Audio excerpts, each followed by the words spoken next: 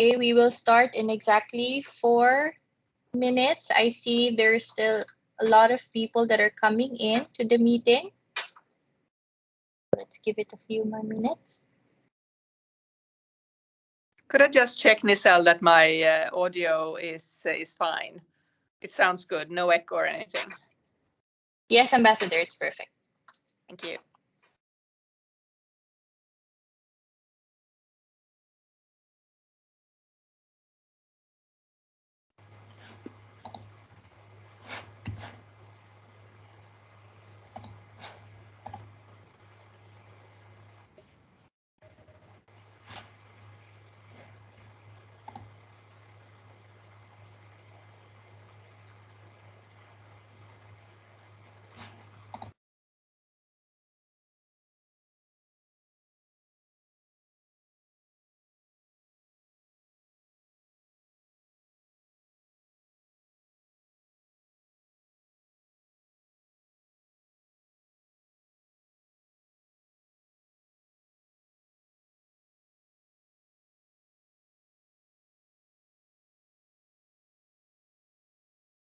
Welcome, everyone. A few housekeeping reminders before we start. Just like to remind everyone to please keep your teams on mute unless you are the speaker or unless you have been invited to speak. Please use the chat box for questions. At any point during the sessions, you may write your questions in the chat box. We cannot guarantee that we can take all of the questions during the Q&A, but rest assured that we will be taking notes of all your questions and shall be getting back to you after the session. You may also direct your questions to my colleague, Tina Del Rosario. You should be able to see her email address in front of you in the screen. A reminder also to everyone that this session will be recorded and that a copy of the recording shall be available after the session.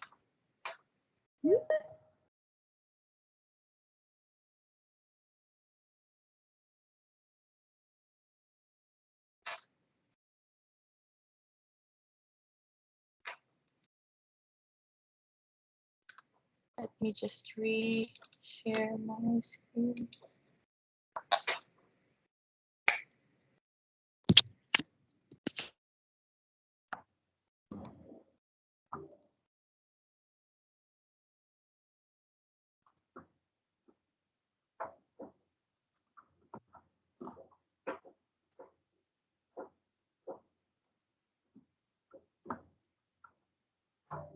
Okay, I think we can start. Can everybody hear me clearly? Yes, I can hear you. Yes, great. Thank you so much to everyone who has spared their time to join us in this year's ADB Sweden Business Opportunities webinar. To introduce myself, my name is Nizel C. and I work for Business Sweden here in our Manila office. We will start off our session for this year with some welcome remarks from our Swedish ambassador to the Philippines, Her Excellency Annika Thunberg.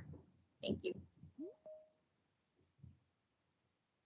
Thank you very much, Nisal. Just to remind everyone that I'm still ambassador designate and I will present my credentials to the president of the Philippines as of next week. That is the plan. Good afternoon, everyone. It's a great pleasure for me to be with you here today. I'm very much looking forward to this webinar and to sharing the space with distinguished partners at the Asian Development Bank. Many thanks to my colleagues in Team Sweden, that is the Swedish Embassy together with Business Sweden, for your work in preparation of this webinar. Ladies and gentlemen, Sweden has a long history of strong and positive cooperation with the ADB ever since it was created in 1966. In fact, Sweden was one of the bank's founding members. The relationship is nurtured to this day through Sweden's work on the board of directors and its financial assistance to the bank, and through events like this one, which bring together various stakeholders. My country advocates equitable, inclusive and sustainable development in all its aspects. And we recognize the important role that the ADB plays in the Asia-Pacific region to support its developing member countries in this effort. The ADB's presence in the Philippines and Sweden's support of the objectives and efforts of the bank also in relationship to the private sector was one of the reasons for the decision to set up a Business Sweden office here in the country. ADB Strategy 2030 is welcomed by my country, and to further align with and to strengthen our shared impact in key focus areas, my government has released a new ADB focused strategy from 2021 to 2024. This new strategy sets out priorities for Sweden's work with the bank, particularly on the topics of sustainable and inclusive economic growth, environment and climate, gender equality, and peace building and state building. We look forward to working with the bank on promoting inclusive economic recovery to roll back poverty and to accelerate climate resilient and environmentally and economically sustainable growth processes in the wake of the pandemic. We need to build back better and greener. There are many avenues for us to work together in providing knowledge and financial support for projects and in supporting trade between Sweden and the developing member countries. In support of the Paris and other international agreements and conventions to combat climate change, preserve biodiversity, sustain the oceans, and increase climate resilience, we look forward to strengthening our partnership in creating and supporting initiatives that promote the use of renewable sources of energy, the transition to a fossil-free society, and to a circular economy, and that advocate green growth. The gender lens is an imperative, and we are heartened by the high priority that the ADB places on incorporating this lens in all its projects, as well as its efforts to promote inclusive peace building and capacity building in countries affected by conflict. We do look forward to work with the ADB to strengthen these perspectives, including when it comes to gender balance in our panels. Ladies and gentlemen, moving forward, we hope to continue to support the ADB by collaborating and sharing best practices from Team Sweden and the many Swedish companies who have demonstrated success in sustainable businesses across various industries, innovative and sustainable technological solutions in areas such as transport, energy, and infrastructure are, as we all know, key to development and to make our cities and societies smarter and more livable. In the same vein, we hope to continue learning from the ADB's wealth of experience across the region. In this way, we can all promote the exchange of knowledge to support sustainable, resilient, and inclusive development of the Asia-Pacific region. Thank you very much for your attention and enjoy the seminar. Thank you. Thank you so much, Ambassador Thunberg. And now to move us to the introductory remarks, we have Rustam Abdukayumov, who is the Director of the Procurement Division 2 for the Procurement Portfolio and Financial Management Division of the Asian Development Bank. Rustam? Thank you so much, Nizelle, and good morning to all our colleagues in Sweden, and good morning, good afternoon to our colleagues from ADB. It's my pleasure to welcome you to this virtual business opportunity seminar, and I would like to extend my thanks to our colleagues from Business Sweden and Embassy of Sweden in Manila for helping us in organizing this event. And I would also like to thank Her Excellency Annika Thunberg, Ambassador of Sweden, for joining us today and making the opening remarks. Perhaps you know that despite of the pandemic, ADB's portfolio is still growing and new types of projects are being prepared. Currently, ADB's sovereign operations portfolio is about $100 billion. It means the value of all ongoing projects that are financed by ADB under government guarantees. In addition to this $100 billion portfolio, in sovereign operations, we have about $14 billion portfolio in non-sovereign operations. This means loans which are provided by our private sector operations departments to private sectors without government guarantees. Last year, ADB provided more than 200 million US dollars for consulting services that are administered by ADB. This means that the ADB recruits the consultants and also manages those contracts. On average, every year, we recruit about 4,000 individual consultants and more than 200 contracts with the consulting firms. But we should also keep in mind that in addition to these opportunities, there are many consulting opportunities under loans and grants, which are managed by our borrowers. And because ADB portfolio is growing and more complex projects are being prepared, there is increasing need from the borrowers, not only for supply of goods and civil works, but also for consulting services. You know, most of these opportunities are advertised on ADB website, and it's relatively easy to find that. But what we learned, many large contractors and civil works or EPC contractors, they have offices in the countries where they would like to do business, and they very closely monitor those opportunities. But in the consulting industry, the situation is a bit different because not all consulting firms may afford having offices in different countries. So therefore, it's maybe will be useful to for us to share information on how to find the business opportunities on ADB website. So today, we will focus on ADB's operations in transport, energy, and private sector operations, and we will also cover procurement aspects. Traditionally, transport and energy sectors are the largest in ADB portfolio in terms of the volume of lending.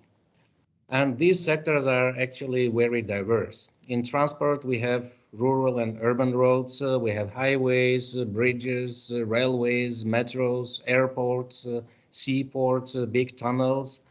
In energy sector, we have power generation, transmission, distribution.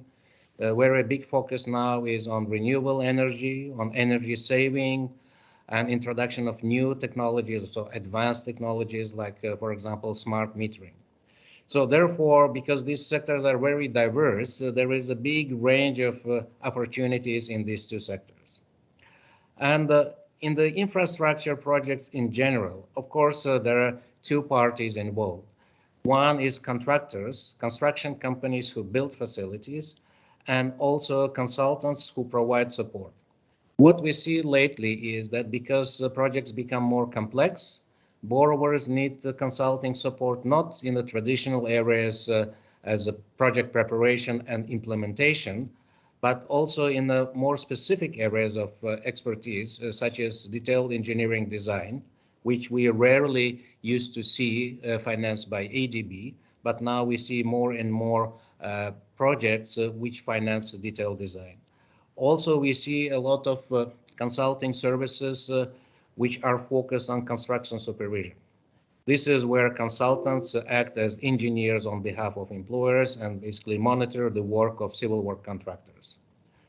And another point I wanted to share with you, which probably will be useful, that the recent trend we see in many projects, because contracts are larger and competition is stronger, we see more companies, even the large ones, are trying to associate with other partners in order to increase the chances to win contracts. So we see more joint ventures and associations submitting the bids, right? Probably you also are aware that these infrastructure sector projects have been very seriously affected by the pandemic because of many travel restrictions. Consultants and contractors cannot work in the field, and many large contracts which were initiated were put on hold. Of course, this has a negative impact on project implementation, but lately we see some improvements. In several countries, there are more kind of relaxations to travel, and we see many contractors and consultants are resuming their work in the field, but of course, subject to compliance with the certain health and safety protocols which are introduced by countries. So we hope that the situation will improve and we will see more and more inputs from business partners like you in the implementation of our projects. So today we will have our ADB colleagues who will share about pipeline of projects and upcoming opportunities in transport and energy.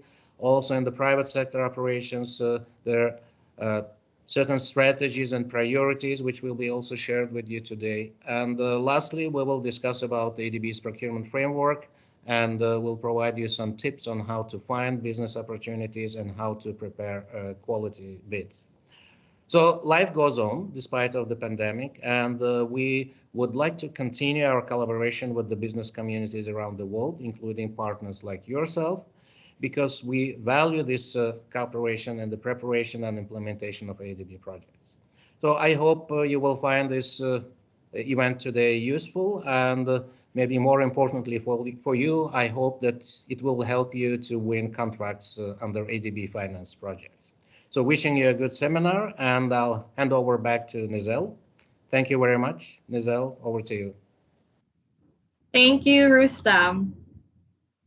And moving over to our next speaker for the transport sector to share with us the business opportunity in the ADB, we have Mr. Bertrand Gualu, who is the Principal Transport Specialist from the SDCC Department of the Asian Development Bank. Bertrand?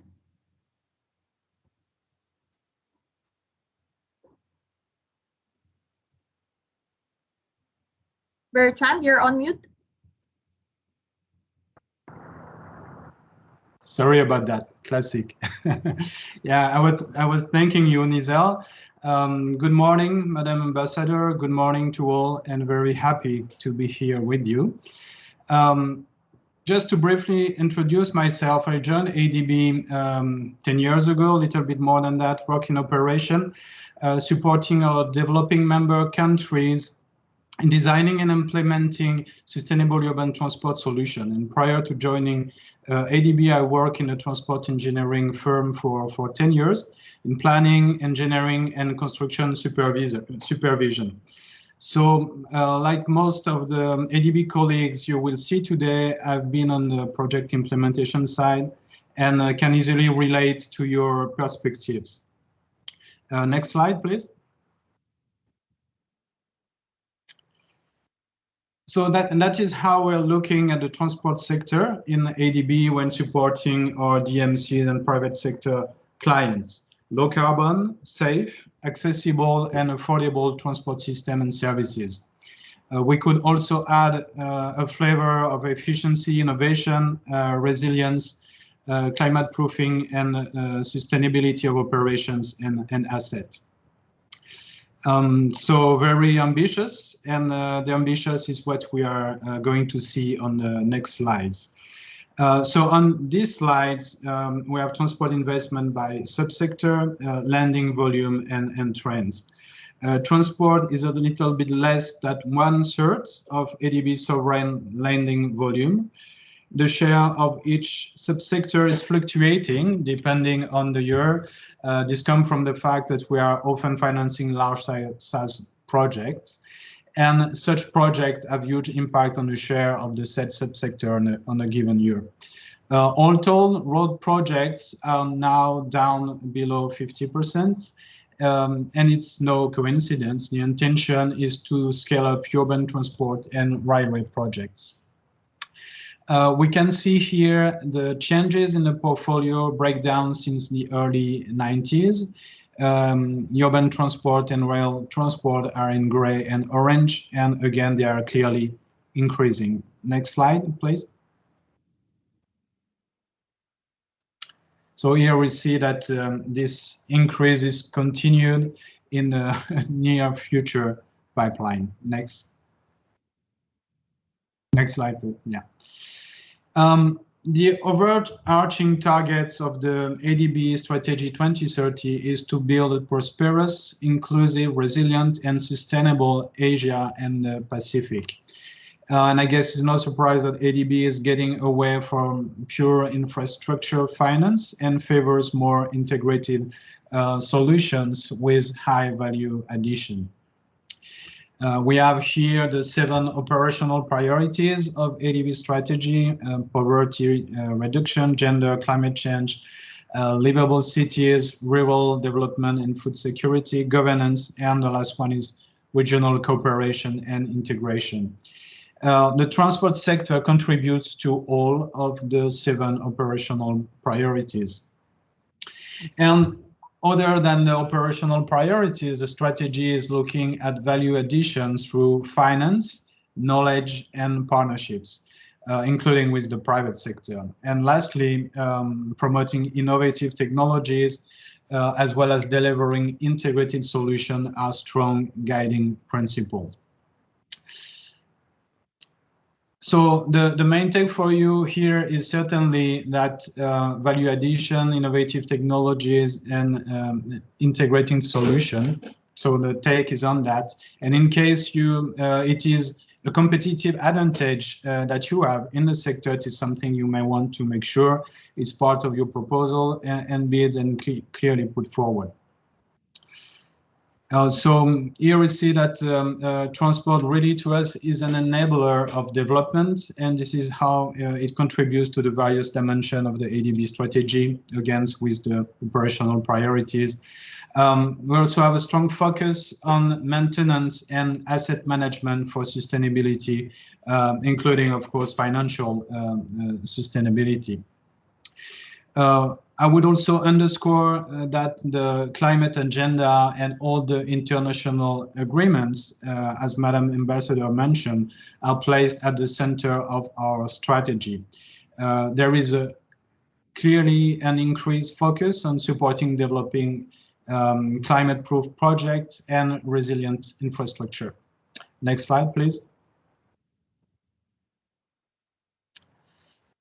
This slide and the next will give you an indication of the type of projects being implemented and upcoming. We will also play 2 short project videos as project visuals speak louder than words.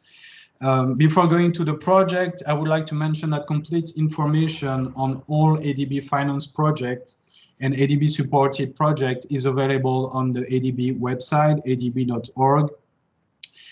There you will find useful information by countries and by project. Talking about the countries, you will find the country operation business plans for each country. The name will change next year, but I mean the structure and spirit remain the same. This COBP is agreed between the government and ADB in each country. There is a list of the project for approval in the next 3-4 years. And that includes the lending and non-lending products, which means project loans, modalities, as well as planned technical assistances. The document is reviewed and updated on a yearly basis. So that's on the country scale. Now, at the project level, you will find all information, also including the procurement plans with a clear indication not only of the procurement strategy, but also all the contracts and packages. That usually includes the contract amount, procurement method, and the tentative date of advertisement. And that applies not just to transport, you will find all the sectors there. So here we have the focus and operation that we have in Central Asia.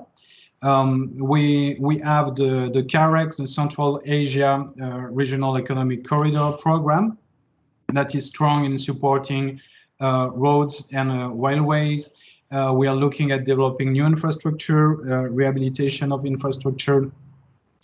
The areas that I mentioned before are also strongly covered in Central Asia. We have transport operation in almost all of the 10 countries in the region, and there is also a strong focus on urban transport. And so to illustrate this focus on urban transport, we're going to play a video on the Peshawar bus rapid transit system that is financed by ADB and AFD, and that became operational last year.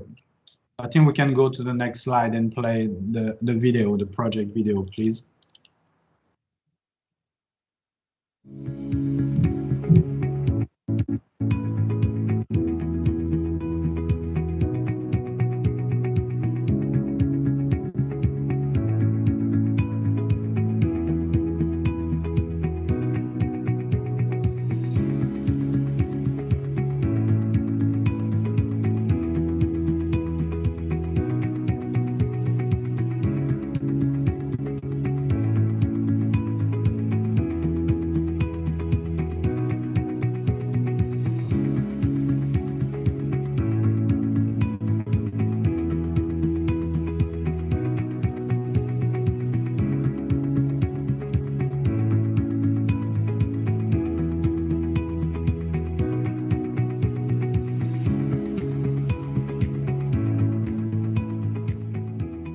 गया था। बस से मैं यहाँ पे जब आता था लोकल ट्रांसपोर्ट में तो कम से कम 1 घंटा 1.5 घंटा लग जाता था। ये जू पेशावर की बसेस जो हैं ये फुली एयर कंडीशन है, प्लस इसमें हीटर भी लगे हुए हैं। इसके अलावा वाईफाई की सहूलत भी अवेलेबल है और चार्जिंग पोर्ट्स भी आपके लिए अवेलेबल है बसेस में। I was harassed by this taxi driver. You feel safe when you think that you are every time protected and cameras watching you. Previous transport systems में ये impossible था हमारे लिए उसको ऑपरेट करना, क्योंकि उसमें तो व्हीलचेयर का सवाल ही पैदा नहीं होता कि आप व्हीलचेयर के साथ उसमें चढ़ सकते थे। तो जहां तक BRT की बात है, क्रॉस डिसेबिलिटी के लिए यूनिवर्सली एक्सेसिबल है। हम इसमें बगैर किसी के मदद लिए हुए हम इसमें रोजाना सफर कर सकते हैं।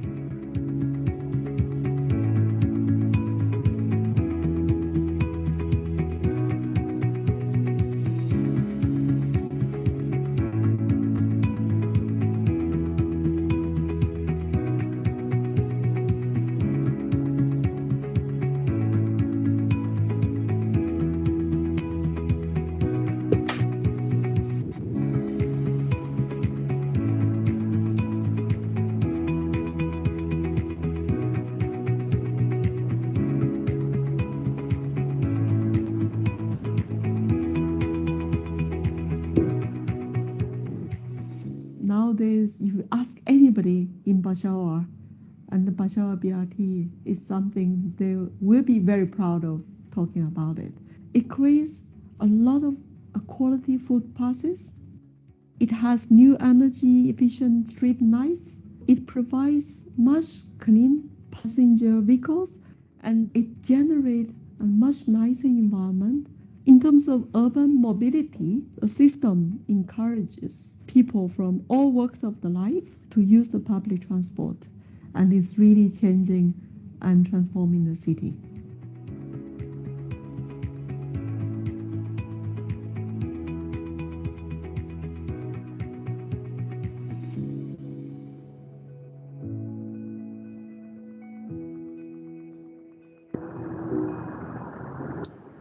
So this project is really considered to be one of the ADB signature project in the sector, and project amount is at around $600 million.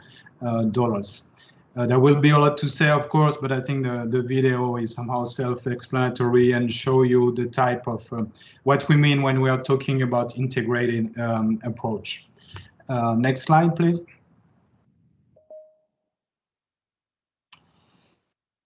So now talking about South Asia, so there are a number of mass transit and metro supported in India. You can see them on the screen. The second video that we're gonna play in a few seconds is on Delhi Meerut rapid transit system, different kind of projects. There are a lot of technical assistance looking at the region. We have all the SASEC technical assistance going on and all the projects that are being developed.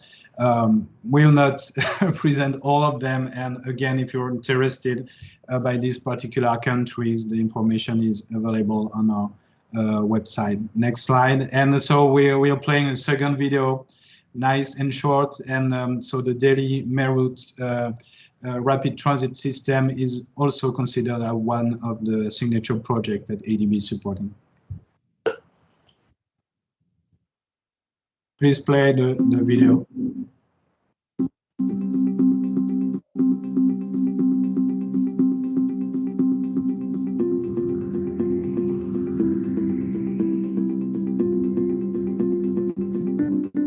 The National Capital Region, or NCR, is the largest urban agglomeration in India and centered around India's capital city, New Delhi, and encompasses several surrounding districts. With a total population of more than 46 million that is spread over an area of over 58,000 square kilometers, NCR generates nearly 8% of India's GDP. However, most of the socio-economic development of NCR has been centered around Delhi, which accounts for 37% of the total population of NCR, while covering less than 5% of the NCR area. With Delhi projected to be the most populous city in the world in 2028, there will be tremendous pressure on its infrastructure that will cost 12% of Delhi's GDP in terms of air pollution, fatalities, wasted fuel, and reduced productivity. Thus, there is a need to shift to polycentric developmental approach where surrounding parts within NCR are able to absorb this pressure from Delhi. The Functional Plan on Transport for NCR 2032 has identified 8 regional rapid transit systems, RRTS, corridors to connect the towns in NCR with high-speed rail-based commuter transit services. 3 regional rapid transit system corridors, Delhi Meerut, Delhi Alwar, and Delhi Panipat, will be developed under Phase 1, with Sarai Kale Khan as the common station. The first corridor connecting Delhi to Meerut will span a distance of 82 kilometers and have world-class transport infrastructure supporting average speeds of 100 kilometers per hour. It is expected to reduce the travel time from 3.5 hours to about 1 hour. Asian Development Bank will co-finance the capital expenditure and envisages a 3-pronged outcome from the project: commissioning the Delhi-Meerut RRTS corridor, strengthening the institutional capacity of NCRTC, improving mobility and economic opportunities for women and differently abled. ADB will provide finance plus support that will include building multimodal integrated station, technical assistance for exploring transit-oriented development, and selection of a shadow operator. The project will have well-lit and CCTV cameras supervised coaches and public areas in all stations, as well as patrolling by security guards to ensure safety of women. Further, mobility, visual, and hearing assistive aids will be provided to 1,000 differently abled persons. Overall, the project is expected to have a substantial demonstration effect and pave the way for integrated mobility and sustainable development of NCR.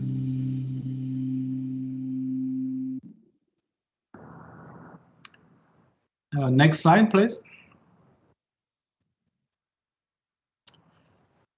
Yeah, so just on India, so you've seen that this project is really large size mega project. What I also would like to mention is that ADB is supporting transport project also of smaller scale, including in secondary and 3-tier cities in India. But we figure that this project, being large, is also something that we wanted to put forward. In Southeast Asia, so these are the countries that we are covering.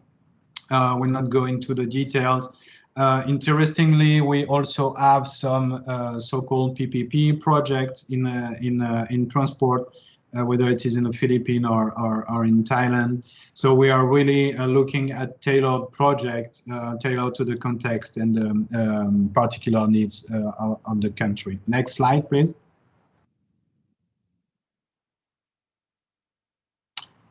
So East Asia for ADB is China and Mongolia. So interesting support there. And in Mongolia, we have railway projects in the making and also urban transport project being developed. Next slide. And this slide with the Pacific region also shows you the varieties of projects that ADB is supporting. Of course, in this region, we are also looking at maritime, aviation, roads, and all these. So the scales are different, and that relates pretty well to what I was saying on the fact that all projects are tailored to a particular context and needs. Next slide. So yeah, so here are the key takeaways. I think it's a summary of what I already presented, so I will not go again one by one.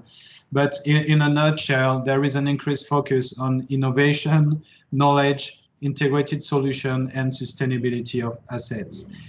Road is still 50% of our portfolio. Railway and urban transport is scaling up, including very large projects, creating new opportunities for consulting firms with experience in these subsectors and able to deliver on holistic approach and integrated solution. There is also a strong and increased focus on enabling proper operation and maintenance, as well as asset management. Sweden is really seen as an advanced country when it comes to sustainable transport. And if that is the kind of project you are able to support and deliver as consultants, supplier, or even contractors, so you definitely should be able to play a role. And our DMCs would definitely want to receive your proposals and see you taking part in the competition. So I'll stop here. Happy to expand and answer questions. And for now, I'm turning it back to you, Nizel. Thank you. Thank you so much, Bertrand. May I remind everyone that if you have any questions for our speakers, feel free to type them at the chat box, or you may also email Bertrand directly. I have flashed his email on the screen.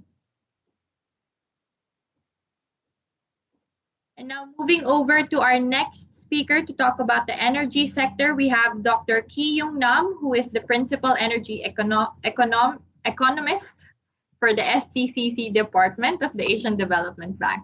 Dr. Nam. Thank you, Nizel. Good morning, everyone.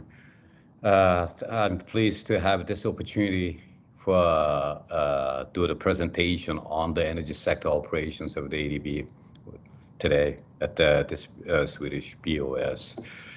Can I move to the first slide, Sat? Yes.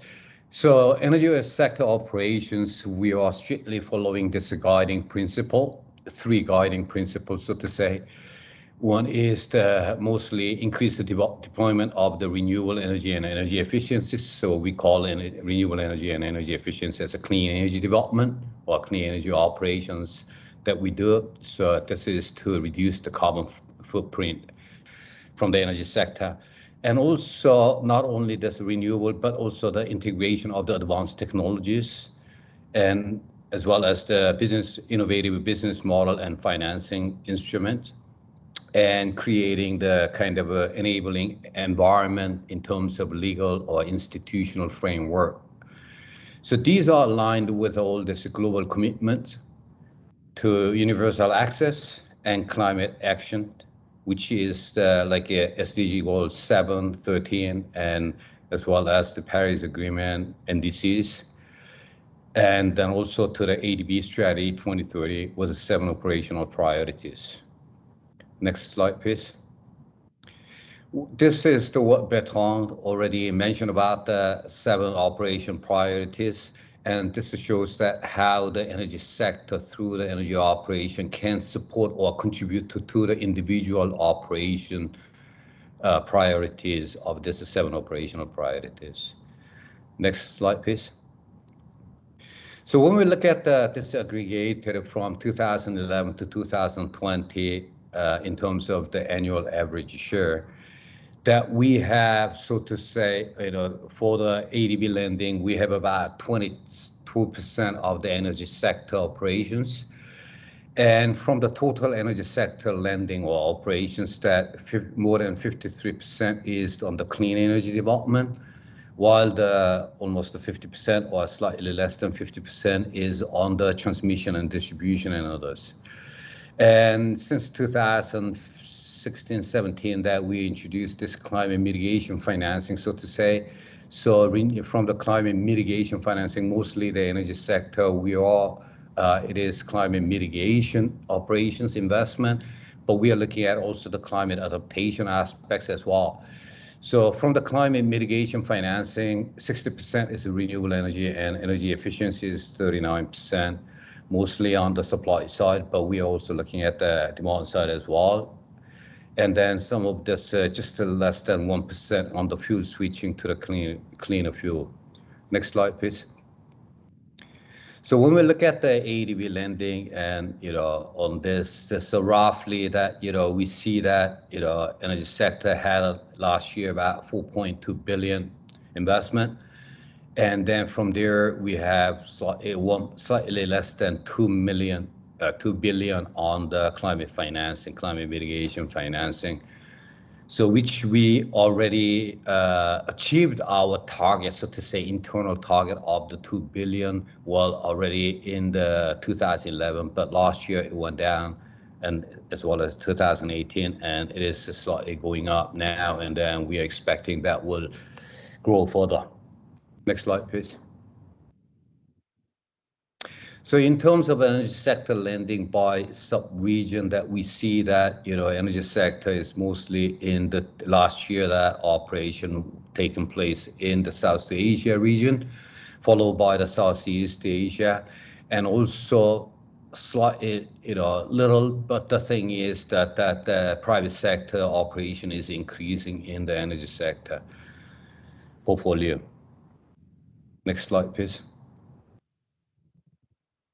So one of the important outcomes that we are looking at from the development aspects, that not only from the climate change climate aspect, but also development aspect, that we see one of the main focus that we are putting in is the outcomes from the progress in the energy access. Over the in 2020, so to say, ADB has invested a total of 2 billion in energy access, and which is about 10.3 billion US dollar cumulative from 2008 to 2020, and which provided 10.3 million households itself in 2020, and cumulative 35.6 million households that had access to the energy. And last year's this figure was pretty much because of the transmission and distribution projects, big projects in Afghanistan, Bangladesh, India, Indonesia, Myanmar, and Nepal. Next slide, please. So from the operation climate impact of the energy projects, it was mentioned that. So estimating greenhouse gas emission reduction, we had last year 6.9 million tons of CO2 equivalent per year emission reduction. And assessing the climate change impact of the projects from the 3.4 gigawatt additional renewable energy capacity net installed, and then 8.3 terawatt hour year, which translate to the renewable energy electricity generation. And then we had through the efficiency improvement, we had a 1.1 terawatt equivalent per year electricity savings. Next slide, please. So energy sector we look at is, we are from the energy sector group of the SDCC, Sustainable Development and Climate Change Department. So we are not only doing the operations, but also we are focusing on also one of the other activity is the knowledge work that we do. So we produce various handbooks and cases, guide notes, and also so there's a pilot testing of the innovative or new technologies, so to say. So which focuses on the recently the carbon capture, utilization and storage, clean cooking, distributed renewable energy for the energy access in the remote and isolated islands or areas, and energy storage, and then also hydrogen. We are also coming out this end of this year that we are going to come out with we have done that. We have a final draft on the hydrogen handbook, which is mostly on the market. Where the hydrogen, I will focus a little more, just to add one sentence, is that pretty much hydrogen is at the moment in DMC, our DMCs is the early stage. So what we do is the market feasibility or pre-feasibility, feasibility studies, and we are conducting one in Pakistan, and probably next month we are in discussion with Vietnam regarding the hydrogen feasibility studies. So microgrids, which you will look at, also decentralized microgrids, in the urban area, smart grid, smart energy systems, and then also waste to energy, and also the so we had another report on the financing clean energy in developing Asia. This is technical notes, and then we also produce that. And then definitely as a dissemination activity that we do the workshops, forum, and collaboration with the partners. sustainable energy for all, for the energy access, and other for the International Energy Agency, among the others.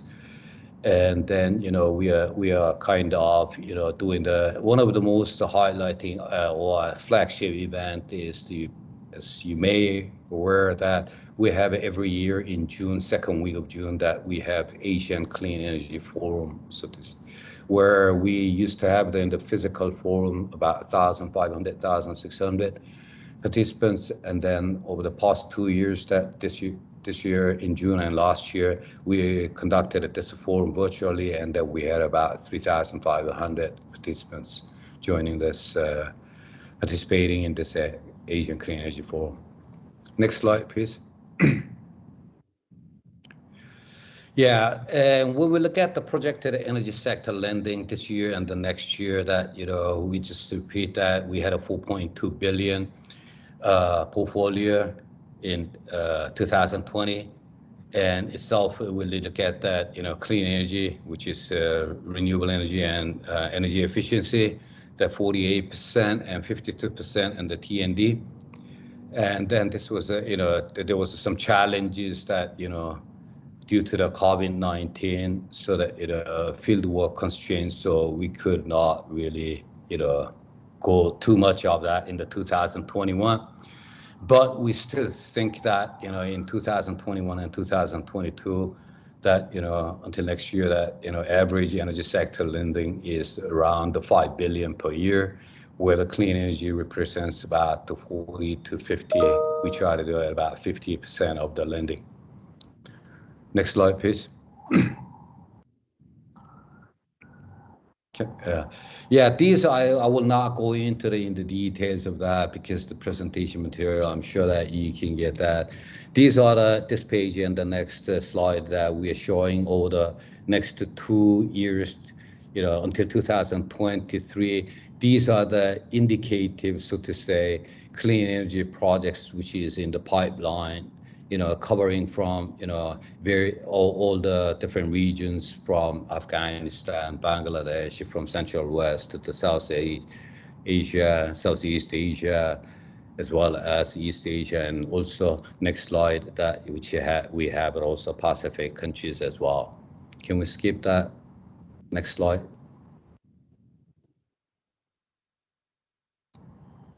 Can I have the next slide, please? Yeah. So the way forward, so what we are trying to do with increase the clean energy investment, definitely help develop and demonstrate viability of new renewable, not only the so to say classic solar PV and onshore wind in ADB DMCs, but all other types of the renewable energy, and develop projects with other sectors to reap scale and scope economies in energy efficiency. So it is the kind of a food, education, as well as urban, water, transport nexus with energy. And support for more flexible, resilient, smart energy system. We would like to introduce deployment of the ICT and digital applications and energy storage in the T&D subsectors as well.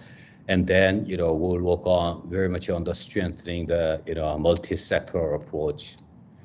So we submit for the board approval of the new energy policy, which we have, since we had a 2009, we've been using it until now. And then we are updating, so to say, or, we have a new energy policy, which is submitted for board for approval end of this month, which has the, more or less this guiding principle, securing energy for a prosperous and inclusive Asia, building a sustainable and resilient energy future, engaging with the institution and framing policy reforms, promoting regional cooperation to enhance energy security, and as mentioned, a way forward that, cross-sector operations to maximize the development impact.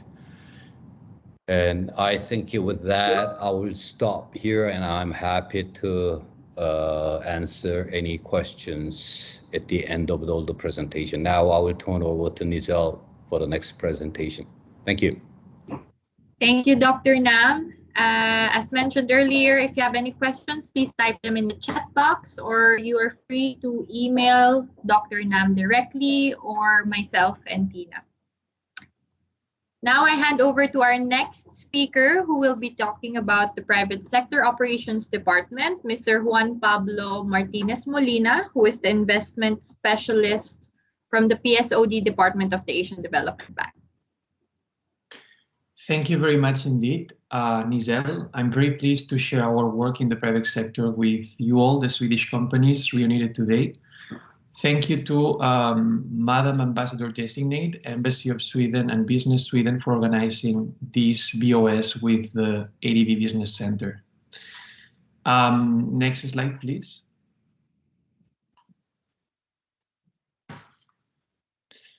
I would like to start by introducing to you who we are and what we do. ADB has two lending windows, public and private sector. Like the public sector, our commitment in the private sector operation department, PSOD, is to economic growth and social inclusion. That is central to our identity as part of the Asian Development Bank. But our focus is on the private sector. As the private sector lending arm of the ADB, we know the region, we work where our clients are, and can provide them with customized financing solutions and expert advice tailored to their specific industry and market. PSOD aims to be the partner of choice for the private sector in development Asia and the Pacific. We finance projects, for example, to advance clean energy, to modernize agriculture, to strengthen transportation systems, or to expand access to financing. Next slide, please.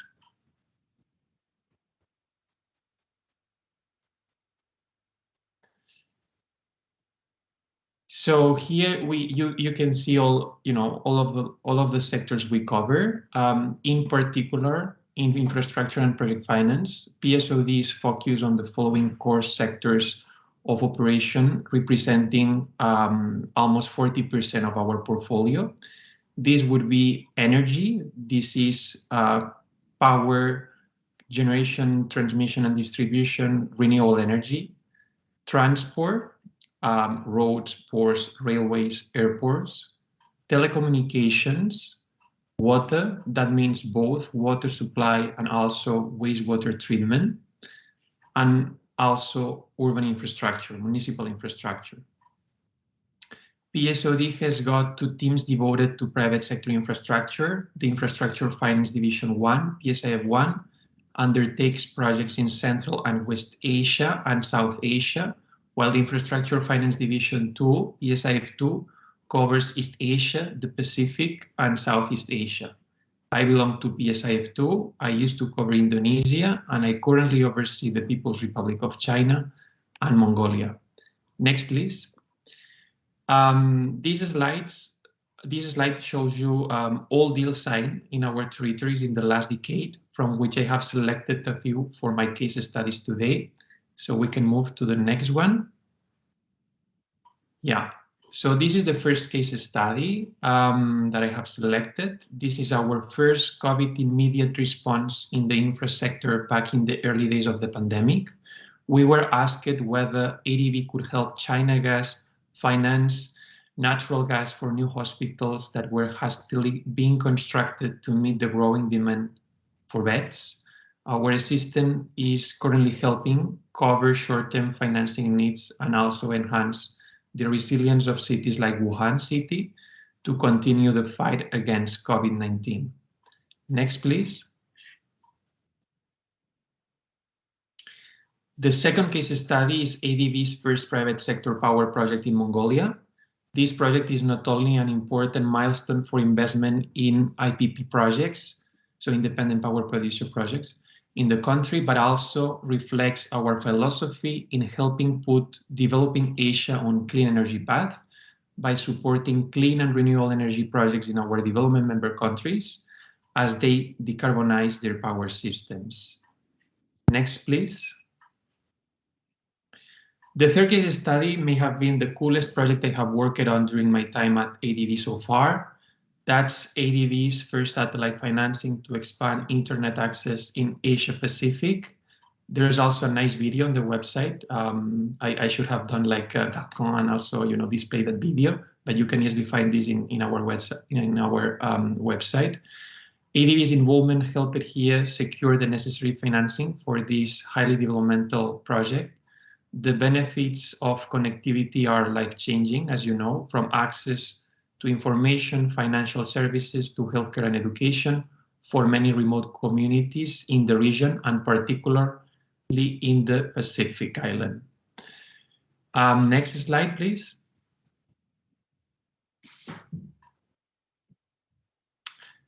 The fourth case study marks the first large-scale installation of floating solar PV panels in Vietnam and the largest installation in Southeast Asia. The pairing of these two clean energy technologies, these are hydropower and solar, is a simple but a highly innovative achievement which can be replicated elsewhere across Asia and the Pacific. We are also currently looking at this in Indonesia. So then next slide, please. Yeah, because speaking of Indonesia, we can talk about that country, I think, without touching upon geothermal power. We have provided support for 3 landmark private sector geothermal IPPs in Sumatra over several years. The largest one was Serula, then Moralabo, and the third one is the one on the slide, Rantau Didap. Altogether, that's nearly 500 million of ADB direct assistance, mobilized nearly 200 million of donor funds, both concessional and parallel loans, and 1.5 billion of commercial co-financing. And we can move to the next slide now. Yeah, because here I want to share in this my last slide where we can see private sector collaboration opportunities with you. The most important avenue of collaboration would be with private companies as project sponsors of transport and energy projects which PSOD finances directly. That's because, differently to our sovereign operations, to what Bertrand and Dr. Nam have explained to you, neither is PSOD involved in the selection of project contractors or project sponsors advisors. So what's our value addition? I would say we have a wide network of strategic partnerships with leading market players, financial institutions, etc., formed over the last 50 years of history. Credibility with host governments, private investors, and project developers based on a AAA rating, reputation, and proven safer policies. Mitigated risk financing through rigorous credit analysis. We have our Office of Risk Management within ADB, a highly qualified team of banking and industry specialists drawn from the private sector. And finally, organizational staff presence in more than 30, I think 31 regional and country offices in Asia Pacific.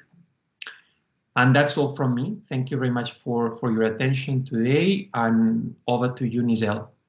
Thank you. Thank you, Juan Pablo. Similar to the last speakers, you will find Mr. Martinez Molina's email on the screen. If you have any questions, feel free to send him an email, or you can also type in the chat box your questions. Now, handing over to our next speaker, who will be talking about the procurement system in the Asian Development Bank, as well as some guidelines for consultants. We have Mr. Stefan Besadi, who is the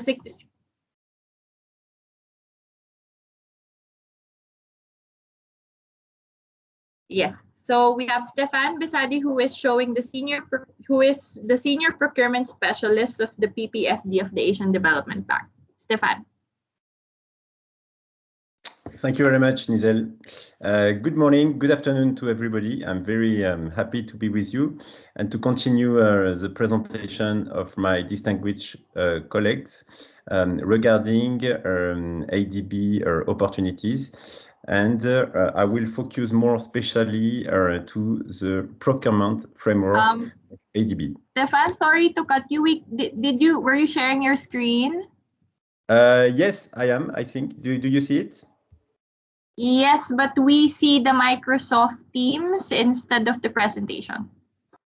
Okay, let me, how is it now? Yes, now it's perfect. Thank you. Okay, thank you, Nizel. Yes, so this is the presentation that we have prepared for you. Rustam already gave the floor, and Madam the Ambassador already explained the long cooperation between Sweden and ADB. And of course, we are very interested by Sweden competencies, technologies, in order to develop further the strategy 2030, as it was explained by my colleagues, especially on the transport and the energy. So I will develop in the coming minutes 3 main points regarding first one to introduce a little bit the context, but I will be brief on that, is what is ADB and what is the scope of work of ADB. And I will try to dive in as rapidly as possible in what I think is of interest for you, is the procurement framework, more especially for consulting opportunities, and what are also the ADB business opportunities and how to access it very practically.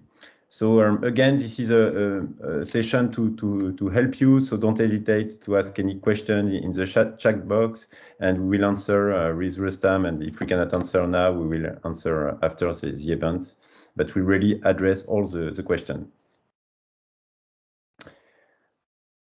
So ADB operation, as you may see, is really covering the Asia in a large term, because it's going, as you may see, from Georgia up to the Pacific. So it's really a very large area to cover. And we have 49 regional members and 19 non-regional members. So I will not go in detail, but as you may know, we have different financing instruments as loans, grants, technical assistance, and we will detail this in the project cycle after. The biggest borrowers, just for you to have an idea, are India, China, Pakistan, Bangladesh, and Indonesia. So you may see here also, to give you a general idea, you may see the largest, so we have 5 regional areas that we are covering. The largest one is South Asia, grouping about 33% of the engagement, and Central Asia and Southeast Asia are more or less similar. So the total of the engagement, the total of the portfolio, as we call it, is representing $102 billion US. So as you may see on this slide, this portfolio is changing because every year we have some new commitments, some cancellation, some closure, but we are really developing or engaging new project every year. So it means we have about $28 billion of commitments every year in the sovereign parts.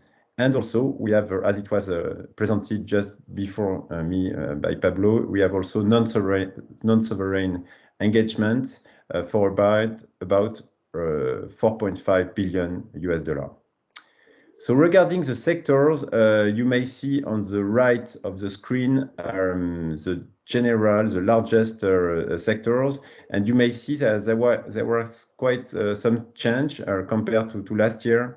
I mean, from 2020 compared to 2019, because as you know, it was a very specific year, especially regarding the health sector that has increased, public sector management also, and we have the traditional sectors like transport, water, agriculture that are also still important, but we have also some movements, and the health sector has really grown largely last year.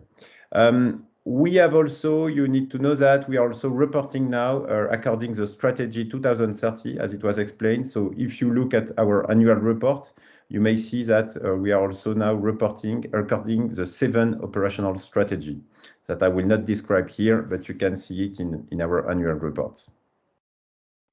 So regarding COVID-19 response, as you know, very rapidly, ADB reoriented some technical assistance. So about 152 million were reoriented to focus on COVID-19 priorities. And we engaged also $15 billion portfolio in order to support our DMC countries to better address this crisis. And we have also an active vaccination program, so the ABVAX, in which we are cooperating with other large organizations as World Bank, WHO, and other vaccination program internationally recognized. So also, just for you to know, we are publishing every year a very nice procurement report. You can find it on our website, and you can see the large extent of contracts, and we are engaging every year. So considering, but I will come back on that, the big items that we are addressing as good works, consulting services, and other related services. And we are distinguishing, of course, now what is related to COVID and what is not related to COVID-19 support to our DMC countries. So now I would like to explain the ADB procurement framework. As you know, so why it's interesting for you to pursue ADB funded contract is because you have an assured financing of the contract. And we have also internationally recognized fair and transparent procurement procedure, as I will explain now. So our procurement framework has largely evolved a few years ago now. So now it's completely operational. And we have now 2 important documents that I invite you to read that are the procurement policy and the procurement regulations. So we have introduced more flexibility. We have introduced more door opening for innovation and for what we call the fit for purpose approach that I will describe after, but also to introduce 2 new aspects that are key and in line with our strategy is quality and value for money. So we are really introducing that in the scope, in the detail of the way we procure for projects. So fit for purpose, as I explained, is as you saw in the presentation before, we have very different context to cover, very different ground reality. So it's very important to develop a fit for purpose approach, not a standardized approach, but really an approach according to the context. So it means that we are able to deliver more rapidly, and we are able, and this is why also we are having this kind of meetings today, to attract high quality suppliers in order also to support, to strengthen the capacity of our DMC, because as you know, it's also a challenge to continually help our DMC to better procure. Because as I will explain after, ADB is just supporting, at the end of the day, the procurement process. So regarding anti-corruption policy and guidelines, as you know, we have very strong guidelines and anti-corruption process, and of course, zero tolerance, and we are applying the highest ethical standards. So now let's jump to what I think is of interest for you, is the business opportunities. So we are having a ranking of the countries that are having the highest bid awarding, contract awarding. So you can see the detail on the slide. I will not detail it. You can see the ranking. So according goods, works, and consulting. And more especially, so related to Sweden, you can see here the shares of procurement contracts that were awarded, so in 2020, so for about 35.8 million US dollar. And you can see on the bottom of the screen the top 5 consultant supplier from Sweden, either in goods work and related service, or either the top 5 consultant companies. So I let you read the names and title, and you can find that, of course, in our annual reports. So the shares of ADB's procurement contracts related to Sweden are also described here. So in a nutshell, you can see that for consulting, for example, we have about 236 contracts worth 104 million, which have been awarded since 1966. So you may find also on our website all the details regarding the procurement. So it's very useful, and you can select different level of information. So it's really accessible for you. I would like now to jump a little bit more in detail in the project cycle, just to explain. It's very important to understand that you can really interfere and contribute at the different project cycle.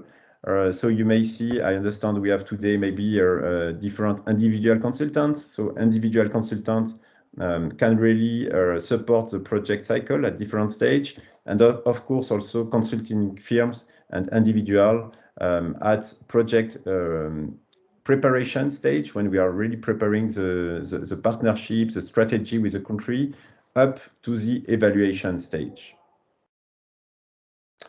So, as I said, we are developing different type of opportunities that you can see here on the screen, on the slide. Today, I understand that you are more interested in consulting services. But voilà, you have to know that we are also delivering other type of goods and works.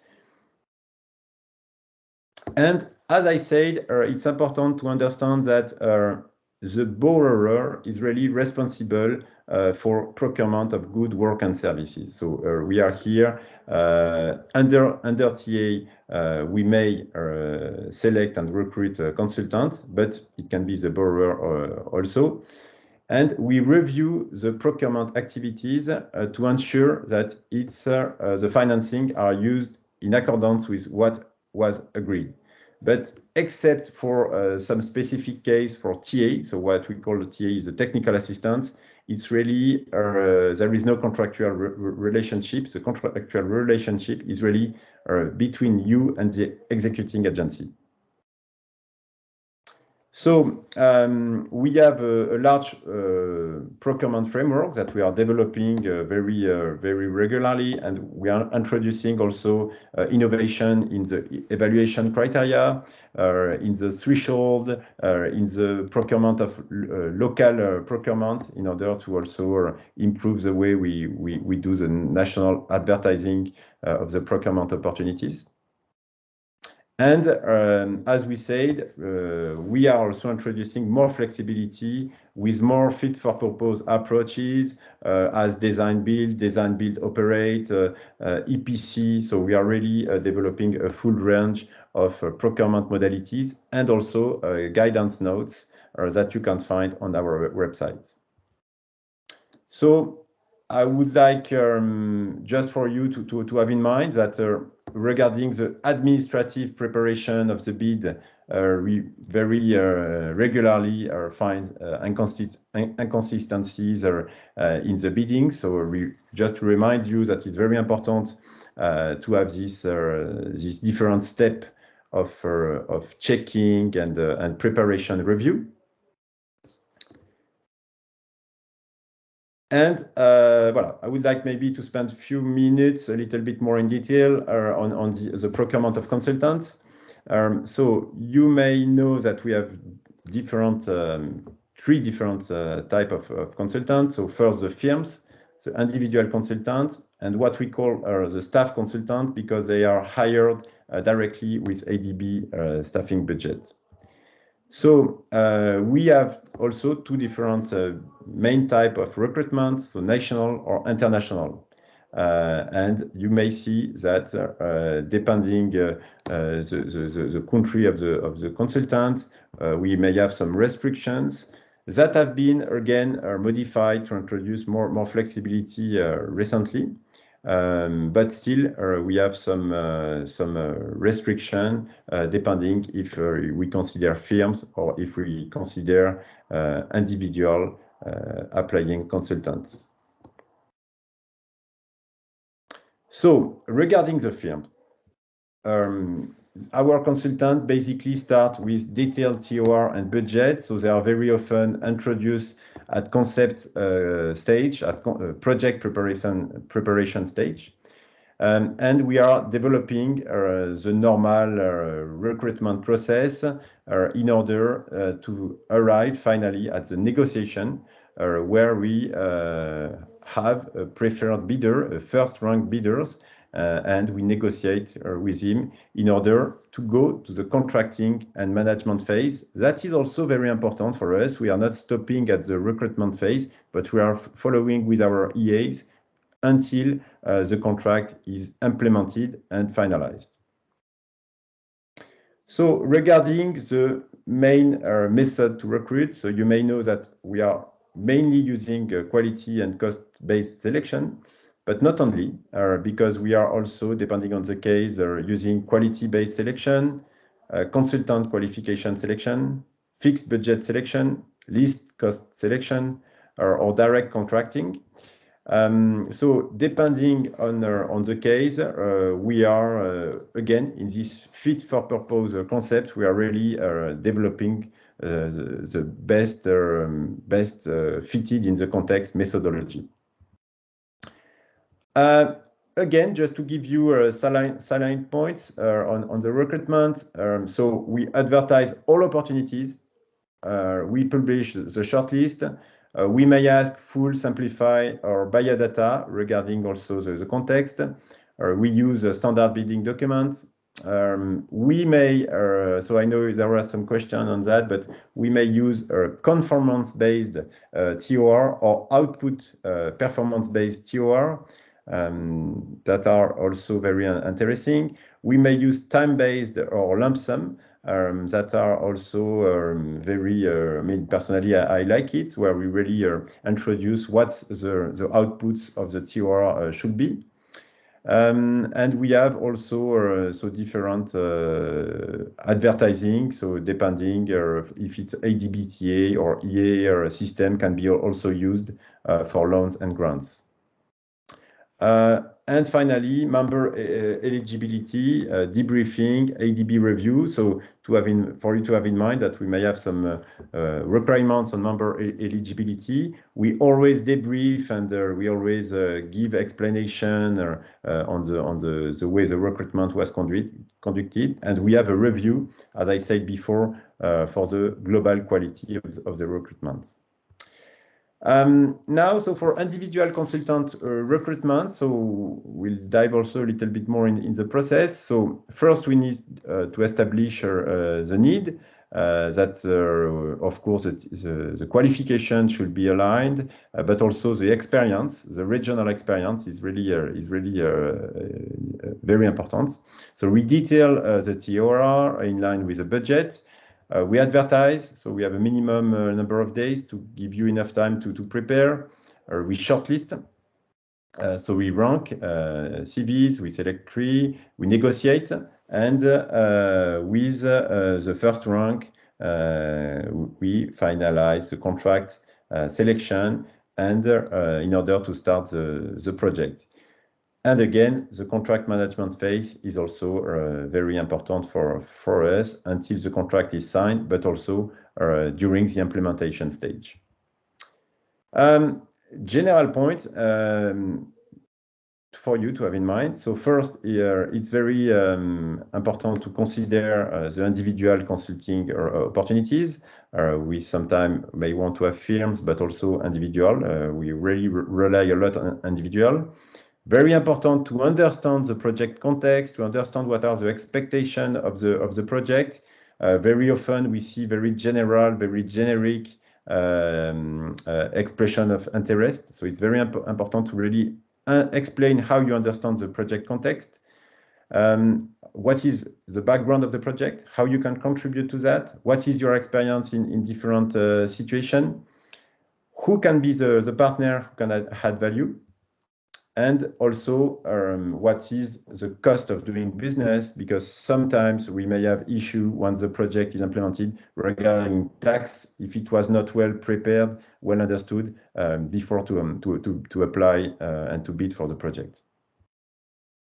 And also, external specialists also may strengthen the team if it's for a team of individual consultant or a firm. So ask questions. It's very important during the process to ask questions. There is a process that is very fair, very equitable to answer these questions. So don't hesitate to ask questions if something is not clear in the project. I don't know exactly where I am with the time, but if I have a few minutes, Nizel, more, I would like to explain so how to address to opportunities, how to access, sorry, to opportunities. Yeah, we are good. Okay, thank you, Nizel. How to access to opportunities. So, I mean, it was like that before, but especially now we are working online. It's very important for you to know very well how to use our website. Personally, I think it's quite well accessible. But if you have any suggestion to improve it, tell us. You can go to the business center, operational procurement, project and tenders, and you may access, so first, to general information. So we have really tried to make it very well understood, well understandable for you with some tips and questions. But you can also very importantly ask any additional question, as I said. So you have really the full different aspect of the procurement. So the procurement plan, that is something very important. We prepare in advance what we plan to procure for the project strategically. So it's very important that you understand how we plan to procure, how we plan to have qualified contractors, individual consultants, what are the bidding procedure, what are the contract awarded for the project. So you can really have all the information online. And very practically, so you can go to the tenders and you can select countries, sectors, type of contract, and really access in detail what are the opportunities. So you can see here on the screen, for example, invitation for pre-qualification or invitation for bids. Finally, very important, you have to register in our consultant management system. So in order to receive alarms, in order to be able to apply to the opportunities, and in order also to update your CV, your experience, it's really a very important tool. You have also frequent asked questions if you have any issue to operate it. So you can really receive some notice depending on your experience and the country in which you are interested. So I really invite you to use it regularly, because it's moving very quickly. You have really every day, every week, new informations. So you can see here the alerts that I already mentioned. So you can receive different alerts depending on what you are interested. And a recent page that we have introduced is more related to COVID-19 related opportunities. So if your expertise is in that, you can really address more specially these opportunities by selecting the option, and you can find here some special opportunities related to that. In addition, as I said, especially in these online timings, I said last time, life goes on. We are really trying to support you in the best way possible. So we are more and more active on the social media. So don't hesitate to connect on the social media, and you may find a lot of information on this type of events. And again, contact us directly if you have any question. And I stop here. Thank you very much for your time. Thank you very much, Stefan. And then handing over to our next speaker to talk about Sweden's work with the Asian Development Bank, we have Mr. Andre Nielsen, who is the Director's Advisor for the Constituency Office of Canada, Denmark, Finland, the Netherlands, Ireland, Norway, and Sweden. Andre, are you here? I am here, and I hope you can hear me as well. Yes. Good. Let me share also my screen. I believe that was something that I was asked to do. Give me 1 second here. Perfect. You should see that too, right? We're all good? Yes, we can see them now. Excellent. All right. Well, thanks, Nizel, and thanks everyone else for tuning in. There's actually a lot of familiar faces, both on screen and in the participant list. I actually just joined ADB about a month and a half ago, and prior to that, I was with working with Business Sweden, Swedish Trade Council, and prior to that, the Swedish Ministry of Foreign Affairs. So. I'm still learning. I'm, like I said, about a month and a half into the job, but hopefully I can share some thoughts also from a sort of company perspective, since for the past few years, that's really what I've been working with. I was also asked to keep the presentation short, and that shouldn't be a problem because going last, it feels like every other speaker here have been sort of sharing some good slides that I've been trying to do myself. But so I'll skip over some parts, and I think really. One of the primary purposes of me being here now today is that you should know that Sweden has a representation now. That is not always the case. I'll actually, if I switch slide here, these are just some basic numbers. Sort of Sweden's commitment and engagement with ADB, and Sweden is not, of course, a large donor and contributor to the ADB, but we do have representation, and we do have that representation in the form of the constituency office. And so in that office, as you can see here from the screen, we share that with 6 other countries. Like I said, I joined about a month and a half ago, and so I will be here for 2 years, so that then we have that sort of Swedish representation in person, and that is not always the case. So I really hope to engage at a later stage as well with you, and then we can continue discussions.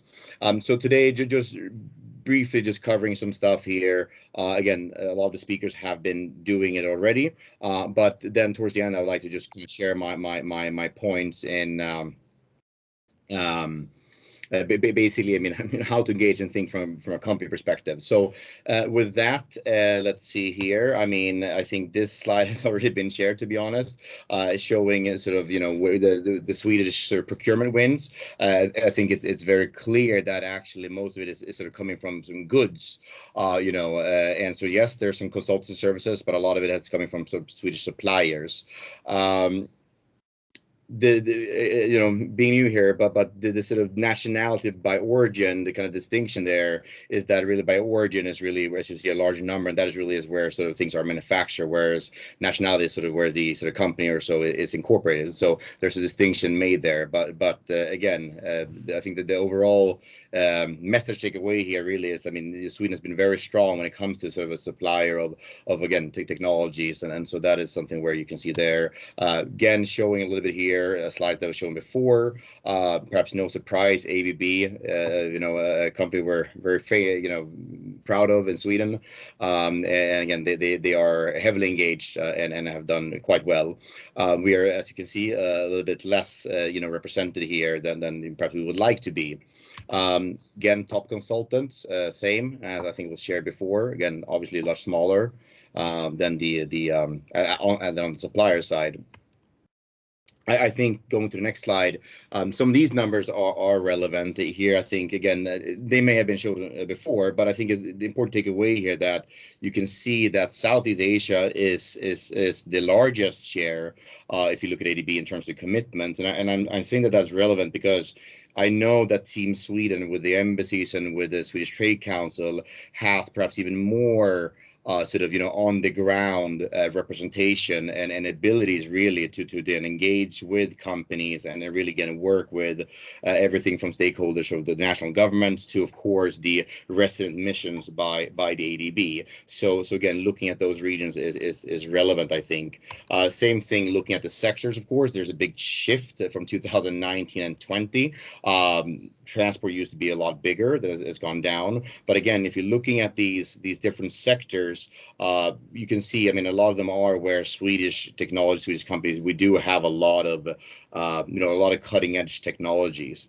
So I think that, again, I mean, it's important to see here, where ADB is engaging with the DMCs, the developing member countries, the clients, and again, seeing, if, of course, that is a sector where you feel that there are opportunities.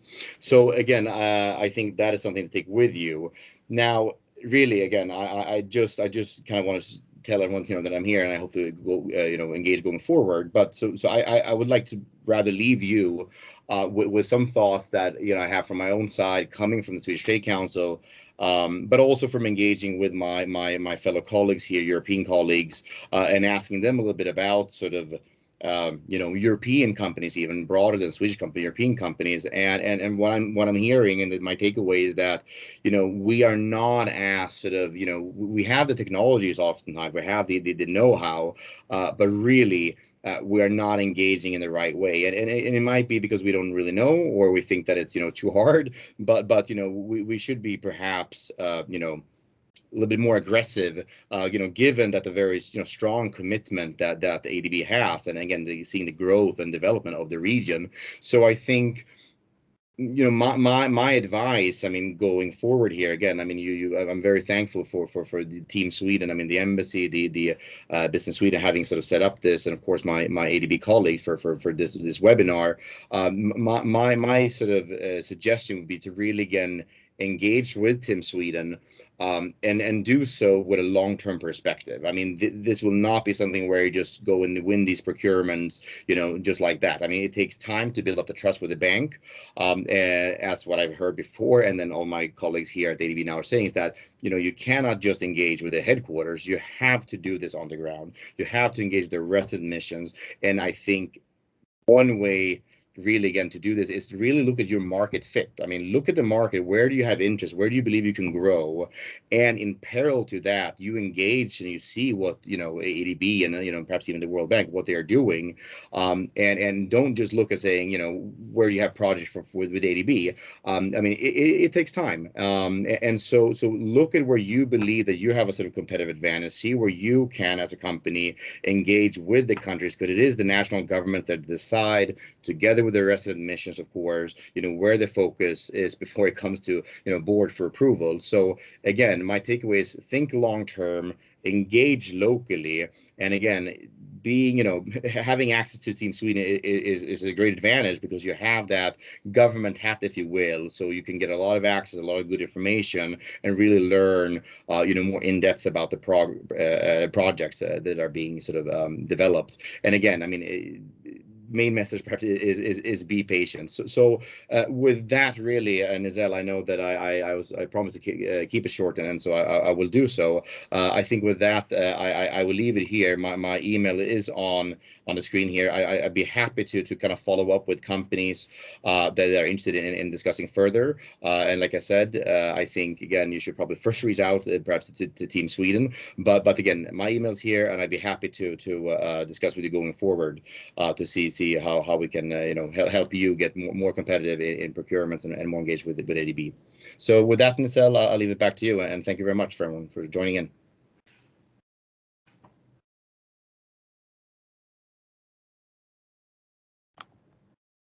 Thank you so much, Andre.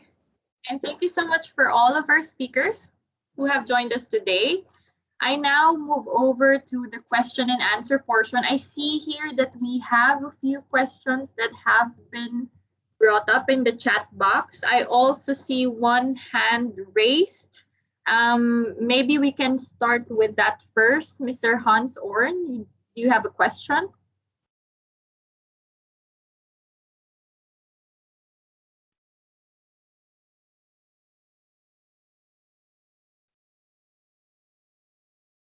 Sir Hans?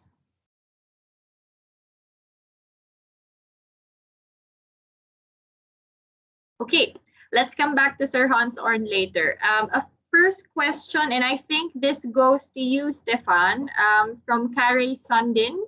How will the pandemic affect procurement of consultants? Lower demands on CVs, for example? Will you in procurements award companies that is showing strong commitment to anti-corruption and integrity? Alors, thank you, Nizel, for the question. So I will start to answer, and if Rustam, if he's connected, wants to complement, is of course welcome. I will say that we are hiring only companies who have a strong commitment to anti-corruption and fairness in procurement. So I mean, this is clear. As I said, we have very strong and zero tolerance on that. So it's definitely a very important point. Regarding the impact to COVID, but I will maybe let Rustam explain more in detail on that. We have really adapted rapidly to adapt and to explain what are the consequences for firms regarding consultants, for example, to send their staff in COVID impacted countries. So we have developed a certain number of guidelines and support, but of course, at the end of the day, it's also in the hand of the company to really make sure that they know what are the restriction and associated rules for that. But I let maybe Rustam add on this aspect. Thank you.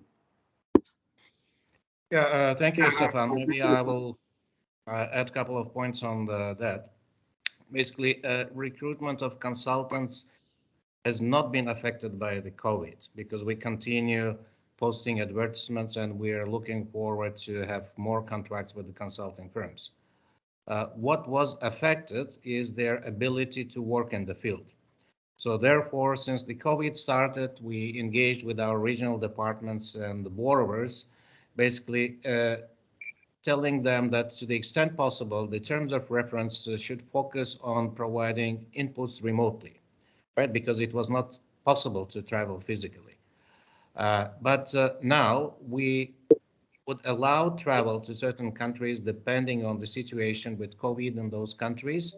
And consultants who have ongoing contracts, they have to seek prior approval from ADB before they initiate travel.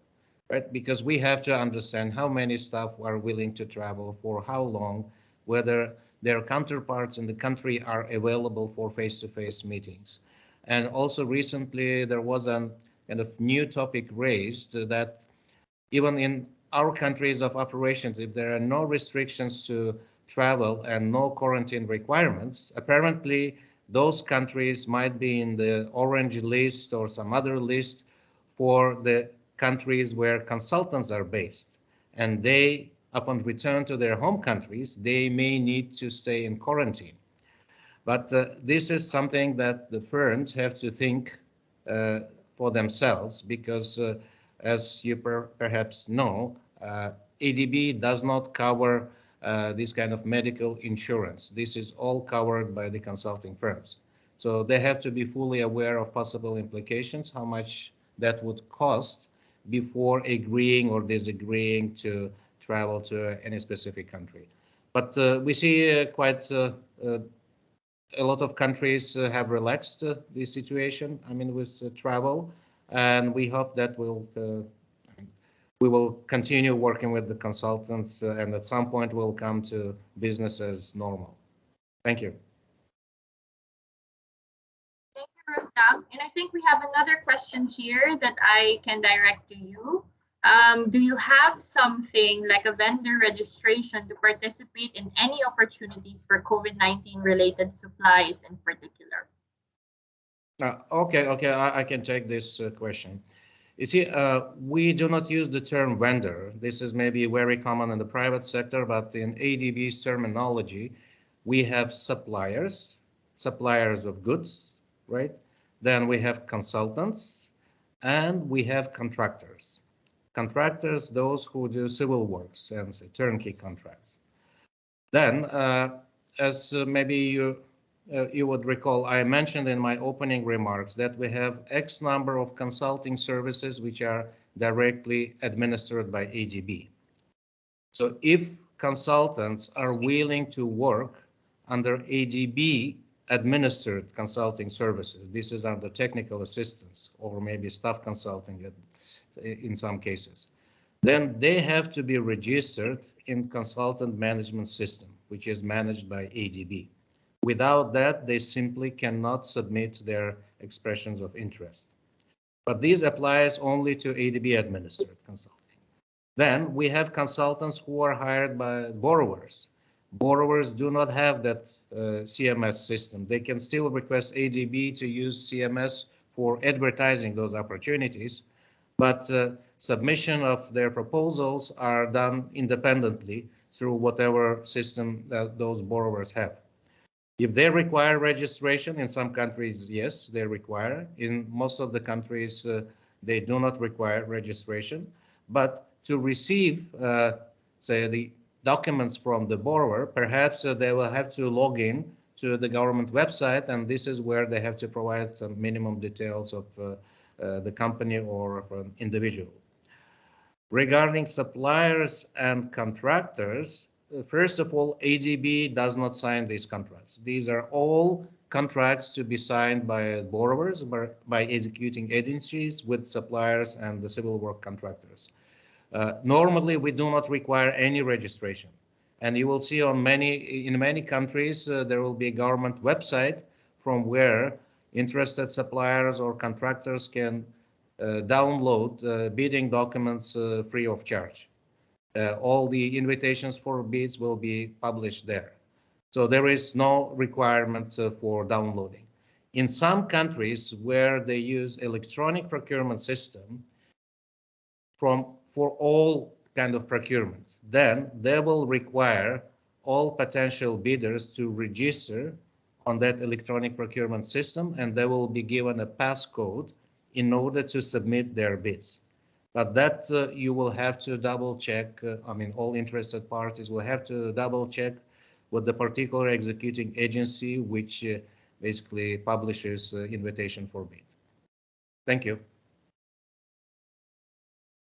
Thank you, Rustam. And one final question we have from the audience, and I think it would be good also to introduce here the ADB Ventures arm of ADB. So we have a question saying, for an institution to promote and nurture innovation ecosystem at startups and SMEs, how do you suggest to bring them to engage in ADB procurement process? Also, how to get engaged with ADB as a knowledge partner to participate in developing and managing projects? All right. Of course, you see, one of the areas where ADB would like to still kind of strengthen capacity is the innovation, right? And the innovations are twofold. One is the knowledge innovation within ADB, which can be shared outside of ADB. Second is innovation in terms of new technologies which can be applied in the implementation of ADB financed projects, but those projects are implemented by borrowers, right? In ADB, we have a knowledge center where we try to communicate with different entities in order to assess what are new knowledge solutions that ADB can basically take into account. Sometimes we have grant funds available for pilot testing some innovative solutions before we could recommend these kind of solutions to borrowers. So I hope you can find on the ADB website the correct address, or we can send this email address for, to all participants so that they can contact. Another area, as I said, innovative technologies, that would require a bit more detailed discussion during project preparation. Because, see, we have to understand, although we are promoting new technologies, we have to make sure that first of all, executing agencies have capacity, especially technical capacity, to understand how these new technologies will be used if they are included as part of the project design. Secondly, we have to understand if these kind of new technologies could be replicated in a larger scale in the country. Because if it is very kind of sector specific, like say in the energy sector, there are new types of conductors used. So this is a new technology, it has certain efficiencies, but it will be costly. And then also we have to understand whether the entire sector is ready to shift from one technology to another. Because in some instances, there is the issue of compatibility. If it is standalone facility, maybe yes, it's easier.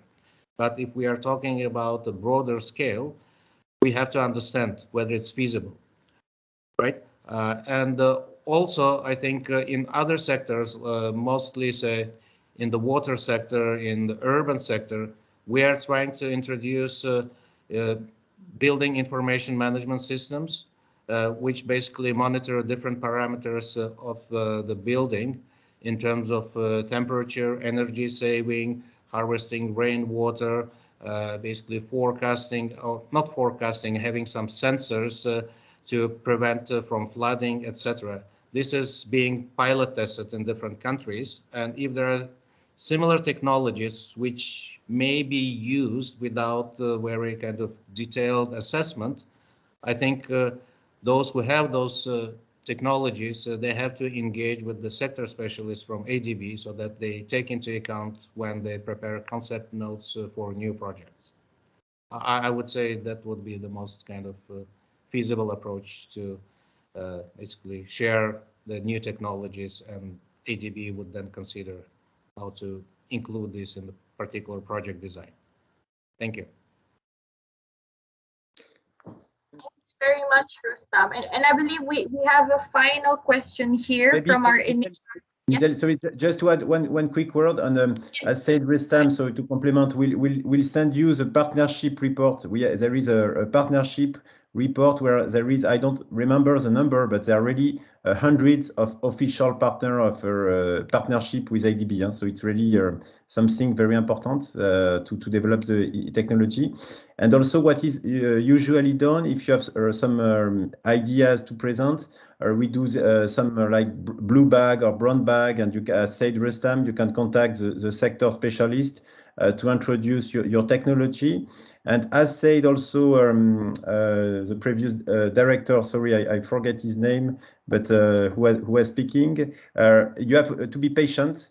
We have, I mean, I have a lot of case of ideas that started like that, just by contacting ADB project officer and just proposing the technology and the ideas. And so after they exchange between them and they say, oh, did you see that? It's interesting. And after a few weeks, few months, it starts to be more mainstreamed, if I may. So you have to be a little bit patient, but it's really a working approach. Thank you. So much, Stefan. And I think that's also where Business Sweden can help you a little bit. We can guide Swedish companies on certain projects that they are interested in, connect them to project officers, schedule meetings, and in some cases also assist in scheduling brown bag seminars if the case study is strong enough to be presented to the Asian Development Bank, of course. So feel free to send us a message if ever you want to explore this kind of engagement with the ADB. One final question, and I have to apologize to everyone who still wants to ask question, but in the interest of time, we will take this as the last question. But if I understand it correctly, the correction from Ms. Carrie Sundin is that, will there be any flexibility when it comes to the criteria required for consulting individual CVs to cater to a bit more younger staff when it comes to procurement rules? Any thoughts on that? Maybe I will start, and Stefan, if you would like, you can also add to this.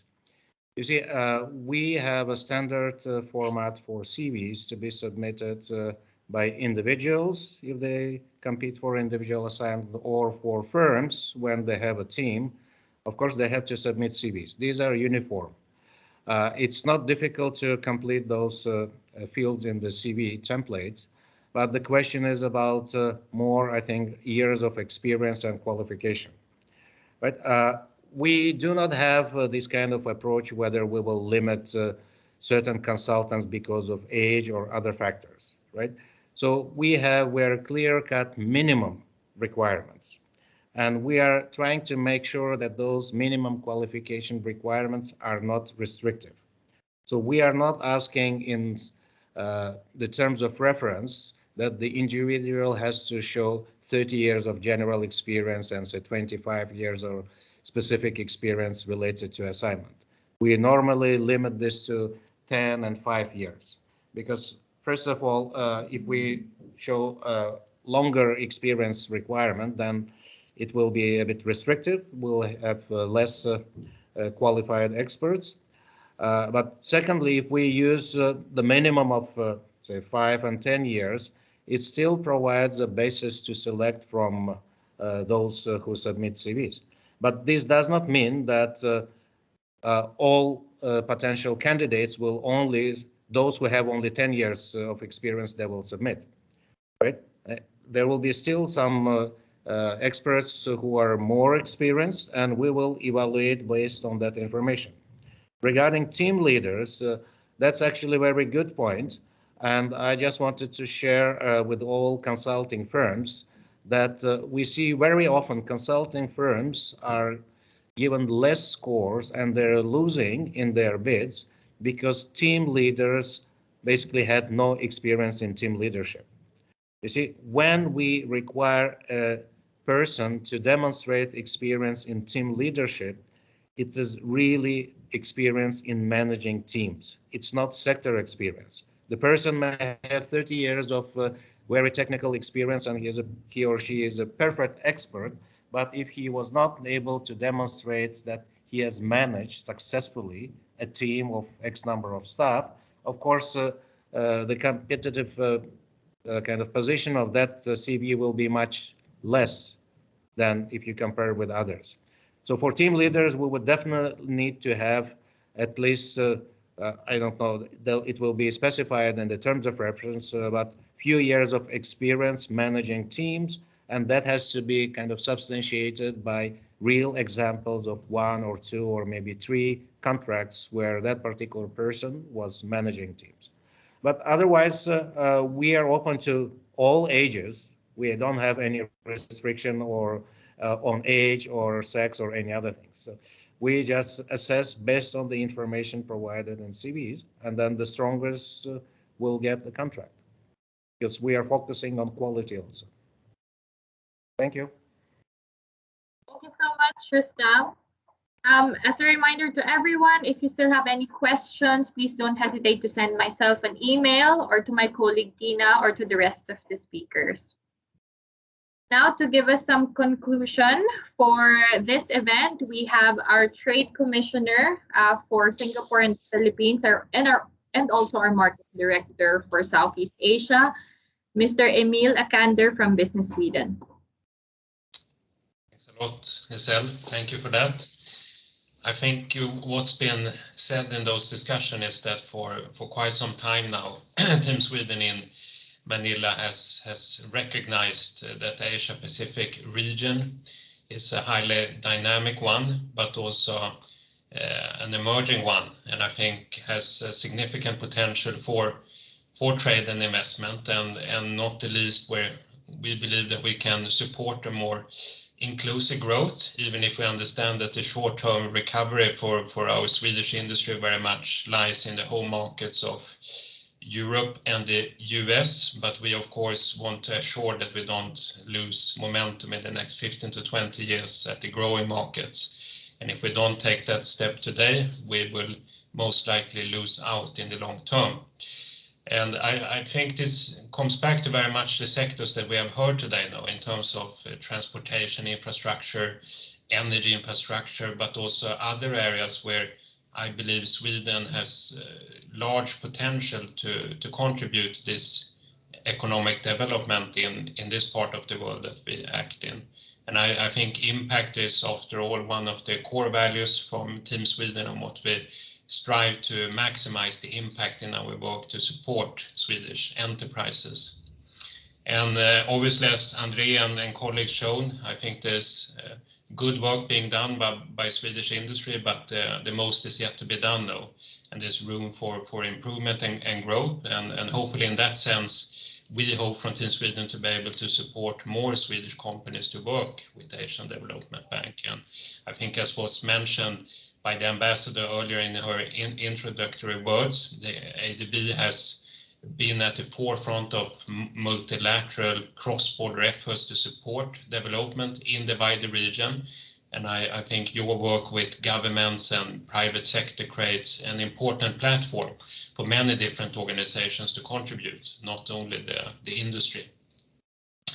Team Sweden, of course, continues to seek new ways to continue and perhaps even expand initiatives where we have embarked on since our presence reopened a few years ago, with the embassy followed by the trade office. And our team has also begun to engage with the Asian Development Bank on some targeted initiatives. And this annual business opportunities webinar is one of those efforts then to show our increased emphasis on the importance of ADB. And I would just like to thank all the speakers for sharing their very much valuable insight, but also practical insights to the Swedish industry, and also the companies for being so eager with good and fruitful questions and great engagement and participation. And I hope that this session has been a start and at least fruitful for all of you, and that it yields also kind of concrete opportunities for both the Asian Development Bank and for everyone who's been part of this. And Team Sweden, then including the embassy in Manila and Business Sweden in Manila, would be more than happy to support all of you in navigating and increasing the partnership with ADB and the markets in the Asian Pacific region. So thanks a lot to all of you, and stay tuned. And with that, I hand over to Nielsen if there's any concluding remark on slide sharing or questions or contacts and so on. So thanks. Thank you so much, Emil, and thank you so much to all of our speakers and to all of our guests who have attended this year's ADB Sweden Business Opportunities webinar. As mentioned over the chat box, if you have any further questions, please email my colleague Tina Del Rosario. You should find her email address in the chat box here. The recording of the webinar will also be available to you right after this session. And with that, I wish you all a great morning, a great evening, and a great afternoon. Thank you so much for attending.